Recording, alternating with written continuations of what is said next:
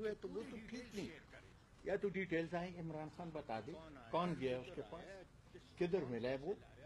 اور دوسرا جیسے میں نے کہا الف اور عین کے عرب کا فرق بھی ذرا وہ کلیئر اپ کرتے. یہ ہمارے ملک کا جو سیاست ہے، جو روایتی سیاست چلا آ رہا ہے، اس میں یہ نواز شریف صاحب تھے کہ یوسف رضا گیلانی کا صرف ایک الزام تھا، یہ کسی جج نے کہا تھا اس کے بارے میں کہ یہ آدمی صاحب نے یہ لیا، یہ کرپٹ ہے، لیکن صرف ایک الزام تھا اور اسی الزام پہ نواز شریف صاحب نکلے تھے اور ان سے استعفیٰ کا مطالبہ کر رہے تھے. کیا آج زرداری اور دوسری پارٹیاں ہیں وہ حق بجانب نہیں ہے کہ ان سے مستعفی ہونے کا مطالبہ کر رہے ہیں؟ نہیں، میں نے تو یہ نہیں کہا کہ وہ حق بجانب نہیں، میں تو کہتا ہوں میں اپنے آپ کو حق بجانب نہیں سمجھتا کہ میں نکلوں. ایک دوسری بات یہ کہ جس وقت کی بات آپ کر رہے ہو اس وقت یوسف رضا گیلانی کا فیصلہ سپریم کورٹ سے نہیں آیا تھا.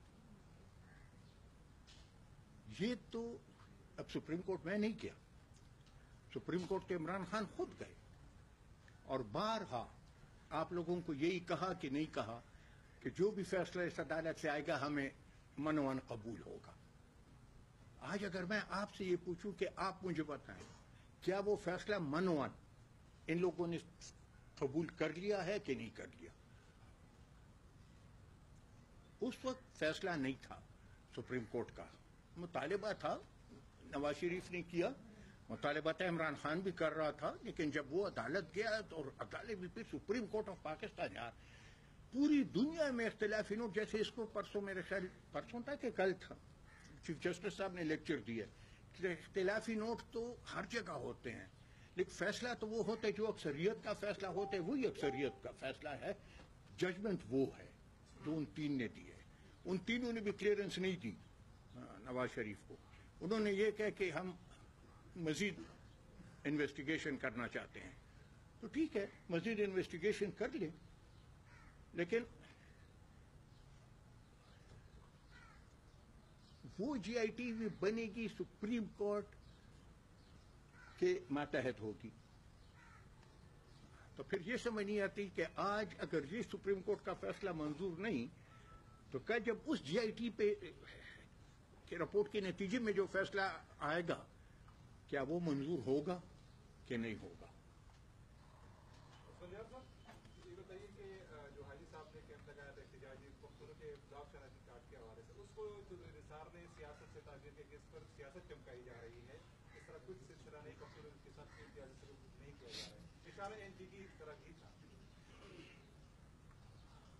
ایک دن یہ کہا، دوسرے دن خود ہی ٹی وی پہ آ کے کہتا ہے کہ جی ہم نے وہ بلاک شناختی کارڈ کھول دیے. اب اس سے آپ اندازہ لگائیں ہم غلط کہہ رہے تھے کہ وہ غلط کہہ رہے تھے. دیکھیں سیاسی تو قومی جو مسئلہ بھی ہوتا وہ تو سیاسی ہوگا. اگر قومی مسائل کی بات نہ ہو تو پھر سیاستدان اور کرے کیا؟ بالکل ہم نے سیاسی طور پہ اٹھایا کیونکہ پختونوں کے ساتھ زیادتی ہو رہی تھی، اور آخر میں جب انہوں نے کیمپ لگایا آخر میں اسی چودھری نثار نے وہ بات مان لی اور کہہ دیا کہ جی بالکل ہم ان کو جو ہے ان بلاک کر رہے ہیں، ہم ان کو کھول رہے ہیں. جی جی سر. میں نے اسمبلی کے فلور پر بھی یہ بات کی تھی کہ انہوں نے کہا کہ یہ چیزیں لائیں، 7 چیزوں میں سے کوئی چیز تو ہم ان کو کار واپس کریں. تو میں نے اسمبلی فلور میں نے کہا اگر وہ چیزیں یہ لے آئیں تو پھر وہ ثابت ہوئے کہ وہ پاکستانی ہے، تو پھر منہ میرا کالا ہوا کہ ان کا ہوا کہ جنہوں نے کہا کہ پاکستانی نہیں. اب منہ کس کا کالا ہے وہ بتائیں. نہیں، دوسری بات یہ دیکھیں میں آپ لوگوں سے پوچھتا ہوں، کہتے ہیں جی افغانی ہیں.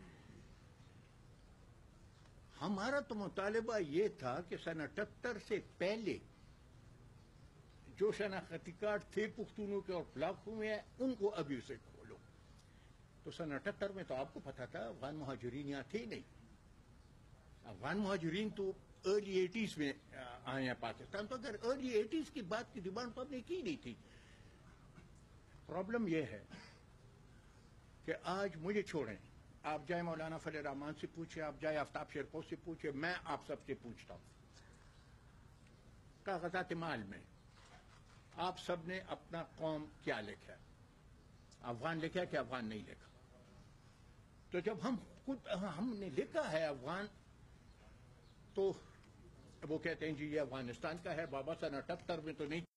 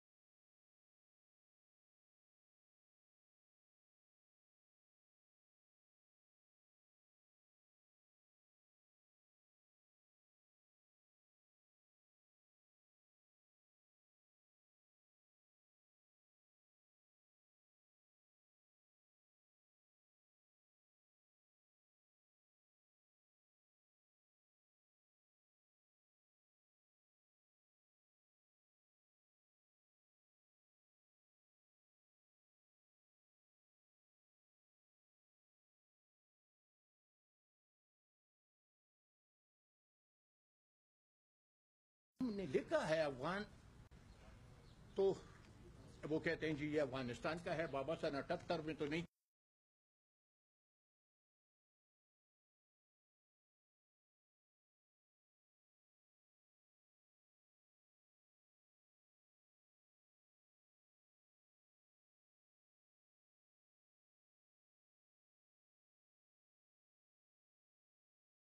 ہم نے لکھا ہے افغان تو وہ کہتے ہیں جی یہ افغانستان کا ہے. بابا سن 78 میں تو نہیں. دھرنے لپاره ټول انتظامات مکمل ځای په ځای بین